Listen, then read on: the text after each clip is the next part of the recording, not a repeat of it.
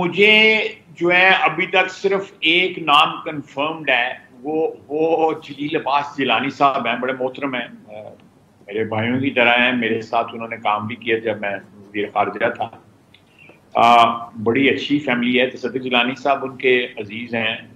वसीयत एक जज के जो है उन्होंने बड़ा नाम कमाया है। बड़ी बड़ी बड़ी अच्छी रेपुटेशन है। मैं ज़ाती तौर पे उनका बड़ा मुतक़िद हूँ।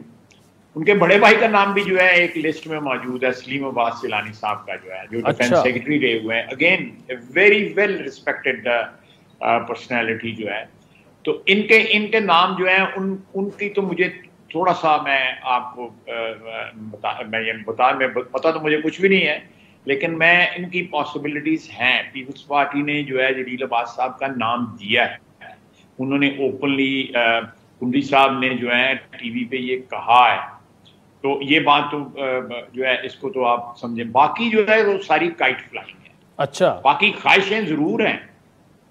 मेरे दोस्त हैं, मेरे भाई हैं, वो लोग जिनके आपने नाम दिए हुए हैं, इसलिए मैं लंबा चौड़ा कमेंट नहीं करूंगा।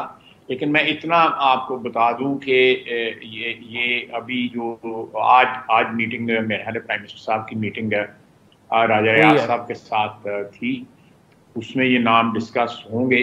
क्या नाम मैंने कल प्राइम मिनिस्टर साहब से पूछा भी है, लेकिन मैंने सिर्फ इतनी जिसारत की है, 2-3 नाम जो आप पूछ रहे थे मैंने उनका कहा है। उन्होंने कहा जी कि अभी तक कोई भी नाम जो है वो फाइनल नहीं हुआ है, ये उन्होंने कहा है। मुझे शेयर दिस विद मी। इससे ज़्यादा मैं बताने की पोजीशन में नहीं हूँ। मेरा मतलब है कि कोई दोस्त नाराज ना हो जाए, या कोई ताल्लुकात जो है 30-35 साल 40 साल के ताल्लुकात हैं, तो ख्वाहिशात दोस्तों की हैं। जो फैसला हो, मैं तो इतना ही दुआगो हूँ कि मुल्क के हक में अच्छा हो, और इलेक्शंस के बारे में जो है कोई शुबूत जो है किसी अपॉइंटमेंट की वजह से नहीं होनी चाहिए।